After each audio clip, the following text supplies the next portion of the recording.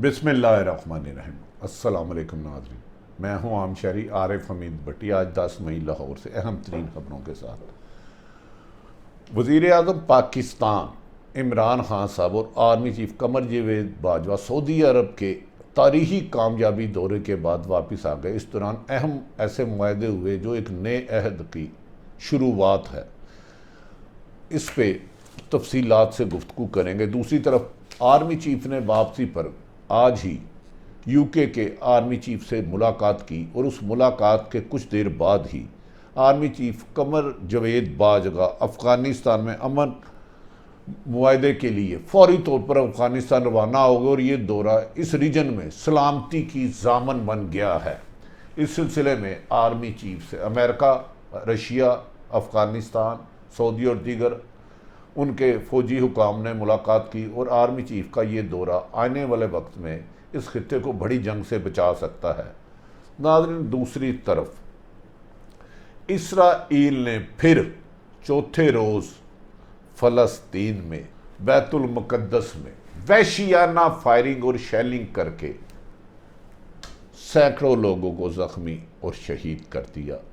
इस पर भी एमनेस्टी इंटरनेशनल ने तहफ़्फ़ुज़ात का इजहार किया है, लेकिन उनका जुल्म जारी है। दूसरी तरफ शेख रशीद वज़ीर दाखिला ने कहा कि वज़ीर आज़म इस्तीफ़ा नहीं देंगे, 2 साल रह गया है। और दूसरी तरफ शहबाज शरीफ की ज़मानत की मनसूई के लिए हुकूमत और नैब सुप्रीम कोर्ट में रुजू करेगी कि उन पर संगीन मुकदमात हैं और वो एक गारंटर हैं, उन्हें बैरून मुल्क जाने से रोका जाए। दूसरी तरफ नून लीग ने पंजाब लाहौर हाई कोर्ट में दोबारा ईद के बाद कंटेम्प्ट का लिए आइनी माहिरीन से रब्ता कर लिया है। फैसले क्या होते हैं वक्त के साथ साथ आपको आगाह करते रहेंगे। नाज़रीन, आप जानते हैं वज़ीर आज़म पाकिस्तान इमरान खान साहब सऊदी अरब के दौरे पे गए और उनसे 3 रोज़ कबल आर्मी चीफ कमर जावेद बाजवा गए। उससे पहले उन्हें वहाँ की फ़ौजी हुकाम मोहम्मद बिन सलमान, शाह फहद और सब से मुलाकातें हुई। ये मुलाकातें माजी में कुछ रंजिशें आ गई थी जब डोनाल्ड ट्रंप की हुकूमत थी। 20 जनवरी को जो बाइडन के लेने के बाद ये मुलाकात, जो दूरियां पैदा हो गई थी पाकिस्तान और सऊदी अरब के दरमियान रंजिश हो गई थी, ना सिर्फ उस रंजिशों का ख़ात्मा हुआ बल्कि इस किस्म की सऊदी अरब ने पाकिस्तान के लिए अमली इक़दाम का 16 नकाती एजेंडा कर दिया और कहा कि वो अब पाकिस्तान को अपना घर समझते हैं। और मोहम्मद बिन सलमान ने कहा कि वो पाकिस्तान की तरक्की के लिए तमाम हर मुमकिन इक़दाम करेंगे। मोहम्मद बिन सलमान, सऊदी वज़ीर ख़ारजा, सऊदी वज़ीर दफ़ा और तवानाई ने कहा कि वो पाकिस्तान में एनर्जी सेक्टर में अरबों रुपए की इन्वेस्टमेंट करेंगे और जो सऊदी अरब और यूएई में नए प्रोजेक्ट लगा रहे हैं उसमें पाकिस्तान की लेबर मैन पावर का मेजर हिस्सा होगा, जिससे पाकिस्तान में रेमिडिस की सूरत में अरबों रुपया आएगा और पाकिस्तान की इकानमी की बेहतर होगा। और ख़ुसूसन सऊदी अरब ने कहा कि पाकिस्तान में ज़राअत, एनर्जी और रिफॉर्मरीज के सिलसिले में बड़े बड़े खरबों रुपए के $बिलियन के प्रोजेक्ट लगाएंगे। इनसे पाकिस्तान और चाइना में इंटरेस्ट लेने का भी अंदिया दिया। ये एक कामयाब तरीन दौरा था और माजी की निस्बत इतनी फतूहात नहीं मिली थी, इतने एग्रीमेंट नहीं हुए थे जितने इस दौरे में हुए। और इसका क्रेडिट आप अगर बहुत ज़्यादा आर्मी चीफ कमर जावेद बाजवा को दें तो गलत ना होगा। ताहम इमरान खान ने वहाँ उम्रे की अदायगी भी की खातून अव्वल के साथ और अल्लाह की हिफाजत की। इस मौके पर उन्होंने सऊदी मोहम्मद बिन सलमान और दीगर को पाकिस्तान आने की दावत दी, जो जल्द ही पाकिस्तान में आकर मज़ीद मुआहदे करेंगे और पाकिस्तान में माशी इकानमी को ऊपर करने के लिए बड़े पैमाने पर इन्वेस्टमेंट करेंगे। इससे पहले चीन कर चुका है, जबकि ईरान के साथ भी सऊदी और ईरान में ब्रिज का किरदार पाकिस्तानी फ़ौज कर रही है। नाज़रीन, दूसरी तरफ फ़लस्तीन में इसराइल के वहशी दरिंदों ने, वहशी फ़ौज ने बैतुल मुक़द्दस में नमाज की अदायगी के दौरान 3 रोज़ से रोज़ाना फायरिंग का सिलसिला तेज़ किया हुआ और खौफनाक शेलिंग की जा रही है, जिससे बच्चे, बुजुर्ग, नौजवान ना सिर्फ शहीद हुए बल्कि लातदाद दर्जनों ज़ख्मी हुए और पूरी दुनिया इस पर मुसलमान एहतजाज कर रहे हैं। जबकि एमनेस्टी इंटरनेशनल ने भी कहा कि इसराइल ने वहाँ वहशत की इंतहा कर दी है। दूसरी तरफ आज ISPR के मुताबिक आर्मी चीफ मोहतरम कमर जवेद बाजवा UK के चीफ ऑफ डिफेंस स्टाफ से GHQ में मुलाकात की। ये मुलाकात इसलिए अहम है कि आने वाले दिनों में खित्ते के मामलात पर तफसीली मशावरत की गई और कहा गया कि अमेरिका अगर पाकिस्तान से फ़ौजें अफ़गानिस्तान से अगर फ़ौजें निकालता है तो मुल्क में इस रीजन में एक नई जंग छिड़ जा सकती है, क्योंकि तालिबान ने वहाँ हमले करने शुरू कर दिए हैं। जैसे ही अमेरिकन फ़ौज ने वहाँ से अपने अफ़गानिस्तान से ट्रिप निकालने शुरू किए हैं तो अफ़गानिस्तान से पाकिस्तान के FC जवानों पर भी बॉर्डर पार से सरहदी वायलेशन हो रही है और जिसमें हमारे FC के कई जवान शहीद हुए हैं।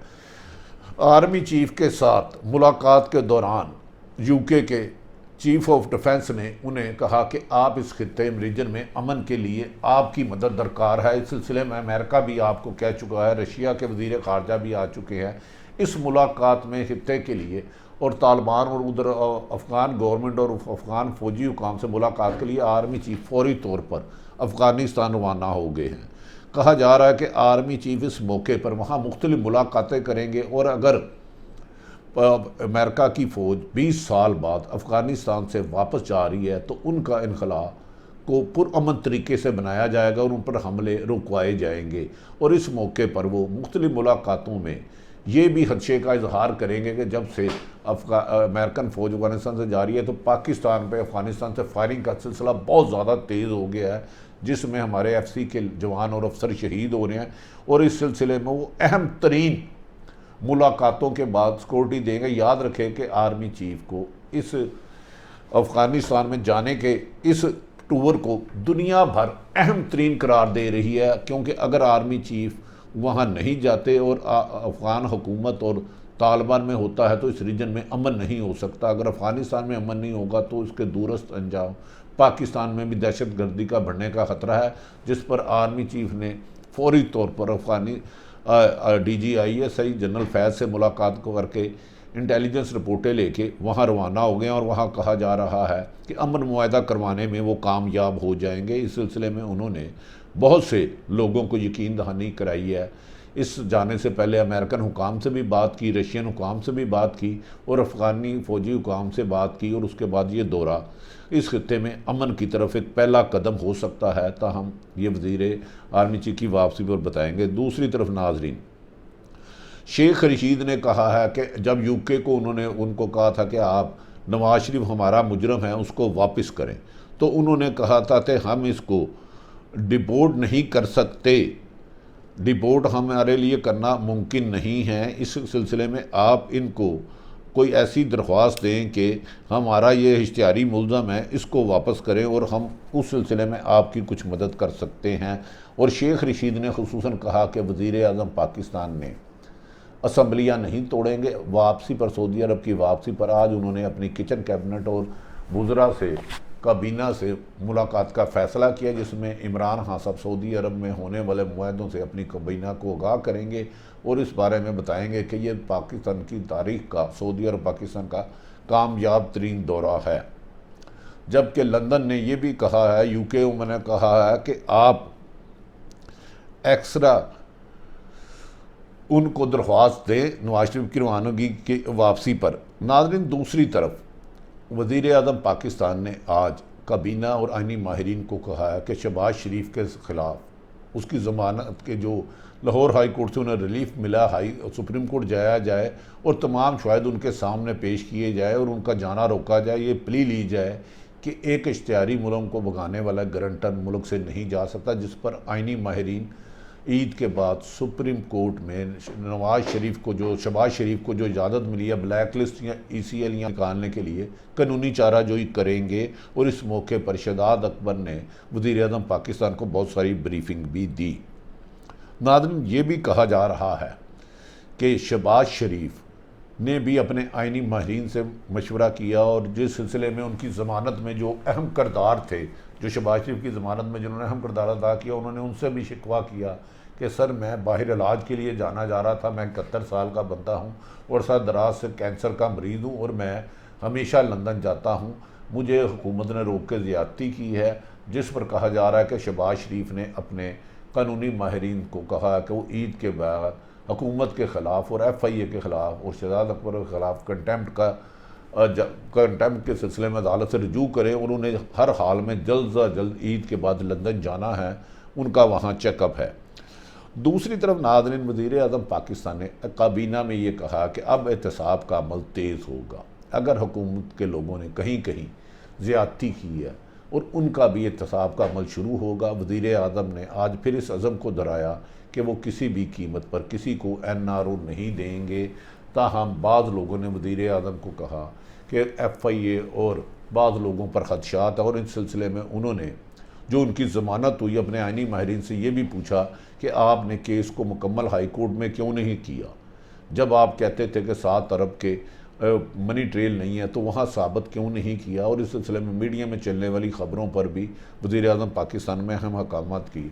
दूसरी तरफ नाज़रीन, आया यकीनी बात है हुकूमत पाकिस्तान में कोरोना में काबू पाने के लिए मैक्सिमम कोशिश कर रही है। 10 दिन का तवील लॉकडाउन कर दिया गया है। यकीनन ये उन्होंने पाकिस्तान में कोरोना के रोकथाम के लिए किया है। लेकिन आज मैंने एक सर्वे किया है नाज़रीन, जिसमें कम व बेशतर 50 लोगों से मुलाकात की है और ये 50 के 50 लोग वो थे जो सुबह कमाते थे, रात को खाते थे, जिसे दिहाड़ीदार रोज़ाना उजरत पे काम करने वाले हैं।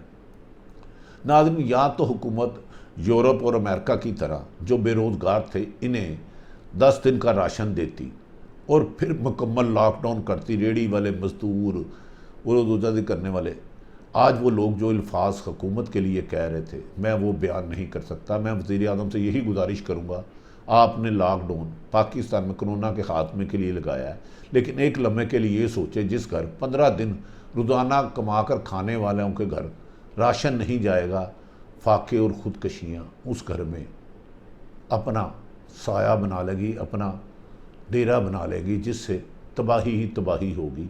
आपके कोरोना के ख़िलाफ़ एफर्ट्स को सराहा जा रहा है, लेकिन रोज़ उजरती लोगों को बंदी लगाने के लिए इनको मुतबादल 1 महीने का राशन दिया जाए। इससे आपकी भी नेकनामी होगी और आपकी हुकूमत की भी बेहतरी होगी और लोगों की दुआएं आपको मिलेंगी, वरना भूख कुफर की तरफ ले जाती है। नाज़रीन, मैंने पाकिस्तान और इंटरनेशनल सूरत हाल पर आपको कहा कि अगर आरिफ हमीद भट्टी का यूट्यूब चैनल पसंद आए तो इसे सब्सक्राइब करें, अपने इर्द गिर्द रहने वाले की खुशियों का ख्याल रखें। रमज़ानुल मुबारक के मुक़द्दस महीने में सब दुआ करें कि अल्लाह पाकिस्तान के लिए बेहतर करे। यहाँ 2 नहीं, एक पाकिस्तान और गरीब और कमज़ोर और ताकतवर के लिए एक कानून हो, जो कि बदकिस्मतियाँ नहीं है। पाकिस्तान जिंदाबाद।